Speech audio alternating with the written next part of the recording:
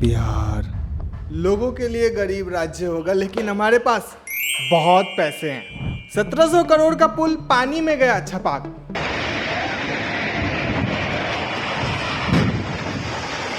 और खाने पीने की बात मत कर देना, प्रिंट रेट से 3 गुना ज्यादा पैसा देकर शराब पीते हैं बिहारी लोग। पहले से दारू महंगा मिल रहा है कि सस्ता मिल रहा है? नहीं, महंगा बहुत है, गरीब आदमी कहाँ से पिएगा। बस सोर्स ऑफ इनकम का पूछ मत लेना, बाकी तो बहुत पैसा है हमारे पास। बहुत पैसा है अपने पास, तिजोरियां भर रही हैं, इतना पैसा है कि खत्म ही नहीं हो रहा। सबसे ज्यादा अगर ट्रैवलिंग का शौक कोई रखता है तो वो है बिहारी। दुबई से लेकर मुंबई तक, देश से लेकर विदेश तक, हर कोने में बिहारी आपको मिल जाएंगे, वहीं से कमा के लाते हैं। बस ये मत पूछ लीजिएगा कि हम बिहार में क्या करते हैं, बहुत पैसा है। अगवानी सुल्तानगंज भागलपुर, एसपी सिंगला कंस्ट्रक्शन द्वारा गंगा नदी पर 1700 करोड़ के लागत से बनी पुल का उद्घाटन नीतीश कुमार 2022 में करते हैं और उद्घाटन के पहले दिन ही पुल का एक हिस्सा गिर जाता है। कोई बात नहीं, क्योंकि हमारे सीएम जो है वो पढ़े लिखे इंजीनियर व्यक्ति हैं। उन्होंने इंजीनियरिंग इलेक्ट्रॉनिक्स से किया है, बायोलॉजी में बहुत अच्छा ज्ञान रखते हैं। पूरी चीज न है तो जो हम लोगों ने कहा सॉरी, और कोई पुल गिरता है तो सिविल इंजीनियर की गलती है, इनका नहीं। हाँ, पुल बनने के बाद उसमें लाइटिंग होती है और लाइटिंग के बाद अगर उसका बल्ब फ्यूज हो जाता है तो इनको बोल सकते हैं अगर मन हो तो। कोसी नदी पर सुपौल में बन रहे 8 करोड़ की लागत का पुल मार्च 2024 को गिर जाता है। इसमें एक मजदूर की मौत और कई लोग घायल होते हैं। अररिया पुल 8 जून 2024 को 12 करोड़ की लागत से बनने वाली पुल उद्घाटन से पहले गिर जाती है। 2024 में जून जुलाई के महीने में 17 दिनों के अंदर 12 पुल गिरने की घटनाएं सामने आती है बिहार से। तो आज हम बिहार के भ्रष्टाचार पे ही बात करने वाले हैं कि कैसे हम नालंदा यूनिवर्सिटी इंटरनेशनल आचार्य से भ्रष्टाचार की ओर पहुंच गए। तो अभी तक हमने आपको पुल के क्वालिटी का दर्शन कराया, लेकिन अभी आपको और अमीरी दिखाऊंगा। आपने वैसे लोगों को देखा है कि जरूरत नहीं है एक बुलेट खरीद के डाल दे पार्किंग में, थार ले लेते हैं, तो एक स्कॉर्पियो भी लगा दे, बहुत पैसे हैं।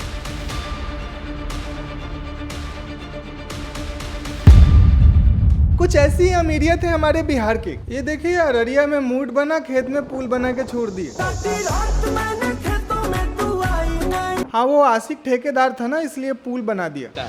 गौर से देखिए, सस्ता माल नहीं है, 3 करोड़ का पुल है। अररिया का एक और अनोखा पुल 3 करोड़ 43 लाख की लागत से 2016 में ही काम कंप्लीट कर दिया गया। मजेदार बात यह है कि ना ही इस पार रोड है, नहीं उस पार रोड है। तो पुल किस लिए बनाया गया? क्योंकि गांव के लोग इस पर सीढ़ी लगा के चढ़ सके। ये है हाल। हालांकि 3 करोड़ का बजट यहाँ पे दिख रहा है। रिपोर्ट्स की माने तो इसके रोड का पेपर जो है सरकारी दफ्तरों में फंसा हुआ है। तो भाई पुल क्यों बना दिए? मतलब ज्यादा हो गया था, पैसा मुझे दे देते ना। ये देखिए, नाले के बीच में पुल। बोची पंचायत के इस पुल को बनाने में 9 लाख रुपए खर्च किए। अब ये पुल नाले से बचाएगा नहीं, बल्कि इस पुल पर जाने के लिए आपको नाले में डूबना पड़ेगा। साला छोटी गंगा बोल के नाले में कूदा दे।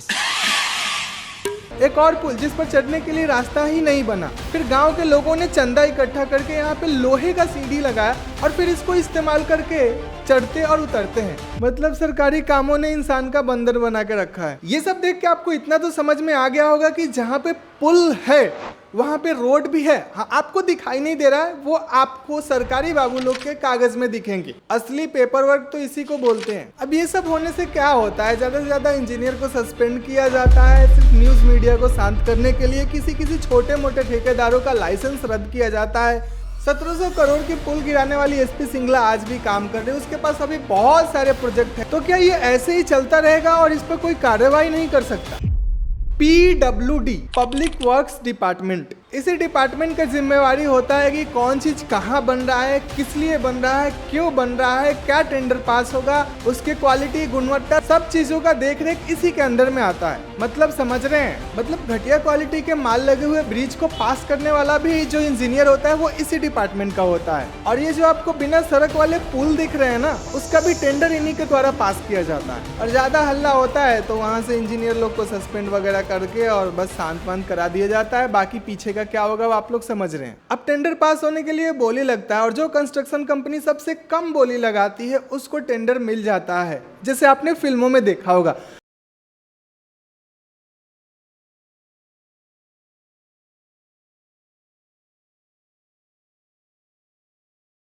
जो कंपनी सबसे ज्यादा कमीशन देती होगी उसको ही टेंडर मिलता होगा और उस प्रोजेक्ट को पास कराने के लिए फिर इंजीनियर लोग को कमीशन मिलता होगा और तब जाके वो कैसे भी चीज, हाँ ओके मेरे साइड से डन है सर, आपसे कोई गलती हो ही नहीं सकती।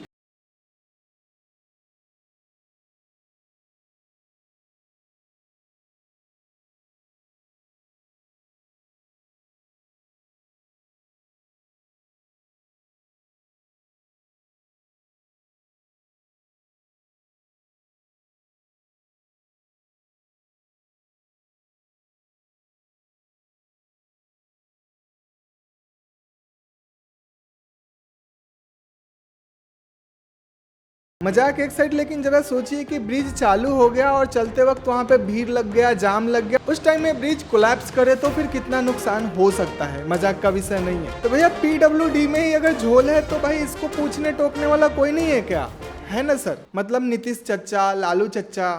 अब मैं बताता हूँ। JDU विधायक चंदेश्वर प्रसाद के बेटे को एक ठेका दिया गया 1600 करोड़ का एम्बुलेंस को लेकर। एम्बुलेंस में खाली ऑक्सीजन सिलेंडर तो एक्सपायर दवाइयाँ वगैरह मिली, एम्बुलेंस की संख्या भी कम थी और प्राइस कई ज्यादा गुना पेपर पे दिखाए गए और इन सब का छींटा नीतीश कुमार पे पड़ा था। बाकी हमारे फेमस CM लालू प्रसाद यादव जी को कौन नहीं जानता, चारा घोटाला 950 करोड़, इसको लेके इनको जेल भी हुआ। अब इन लोगों से क्या ही उम्मीद रखा जाए कार्रवाई का। और ऐसे हाई प्रोफाइल लोगों को जेल भी होता है तो जेल थोड़ी होता है, वो तो 5 स्टार होटल होता है। असली सजा तो बिहार वासी भुगत रहे, कुछ ऐसे।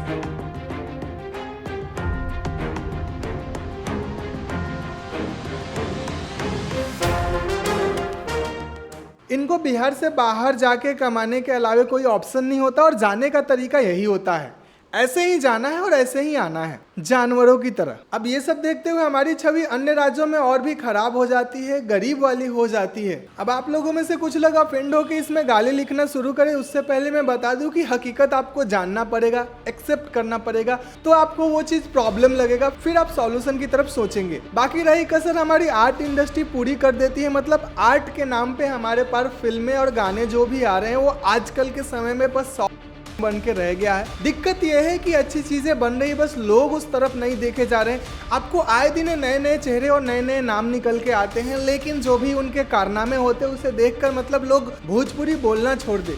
हालांकि इस दिशा में मेरा भी काम जारी है, बहुत ज्यादा कुछ हमने दांव पे लगाया है, पर इन सारे प्रॉब्लम को पब्लिक ही ठीक कर सकती है। कैसे? क्या आप बिहार के लिए जात से ऊपर उठकर सोच सकते हैं? क्या आप ऐसे अश्लील और फालतू चीजों को देखना सुनना बंद कर सकते हैं? ऐसा नहीं कि काम नहीं हो रहा है। यूट्यूब पे आप मिस्री, भोजपुरी IT सेल ऐसे सर्च करिएगा तो और ना जाने ऐसे बहुत सारे लोग हैं जो काम कर रहे हैं अपने कल्चर और भाषा को बचाने के लिए। नहीं कुछ तो बस उनको सपोर्ट करिए। जो युवा ग्राउंड पे काम कर सकता है, कुछ इन्वेंट कर सकता है, कुछ स्टार्टअप कर सकता है, कुछ रोजगार क्रिएट कर सकता है, वो कंपटीशन की तैयारी में लगा हुआ है। कंपटीशन की तैयारी में प्रॉब्लम नहीं है, ये चीजें जर्नलाइज हो गई है। मतलब सभी लोग एक ही दिशा में बहे चले जा रहे हैं। उनसे कंपटीशन भले क्रैक ना हो पाए फिर भी वो कर रहे हैं, क्योंकि सब कर रहे हैं तो हम भी कर रहे हैं। भले वो किसी और दिशा में अच्छे स्किल, अच्छे नॉलेज, अच्छे इंटरेस्ट रखते हो, फिर भी नहीं हो तो गार्जियन लोग धकेल देते उसी दिशा में, फ्रीडम नहीं मिलती। बाकी रही सही कसर हमारी वो दहेज वाले ट्रेंड पूरा कर देते हैं। मतलब आपको सरकारी नौकरी नहीं है तो आपका कोई वैल्यू नहीं है। अगर कोई बेकार सा भी सरकारी नौकरी है तो आपको 15-20 लाख 25 लाख तो फिक्स है दहेज में। मेरे आंखों का देखा हुआ है लोको पायलट, जिसके लिए 25 लाख का दहेज दिया गया। तो क्या आपसे आप बिहार के लिए जात पात से ऊपर उठकर सोचेंगे? मुझे पता है कि आपको पॉलिटिशियन के नाम पे भी कुछ ज्यादा कुछ नजर नहीं आ रहा होगा, लेकिन आप कदम बढ़ाइए, वैसे लोग भी निकल के आएंगे। बहुत ही गौरवशाली इतिहास रहा है बिहार का और हमारी भूमि भी बहुत उपजाऊ है, बहुत कुछ किया जा सकता है। अगर ये वीडियो आपका थोड़ा सा भी नजरिया बदला होगा तो नीचे जय बिहार जरूर लिख दीजिएगा। ये एक वीडियो से मैं बिहार तो नहीं बदल सकता, लेकिन हाँ आप इसको शेयर करके कुछ लोगों का नजरिया जरूर बदल सकते हैं। और अंत तक आप देखें, इसके लिए आपका तहे दिल से शुक्रिया, धन्यवाद। इसी के साथ जय हिंद, जय बिहार, बाय बाय।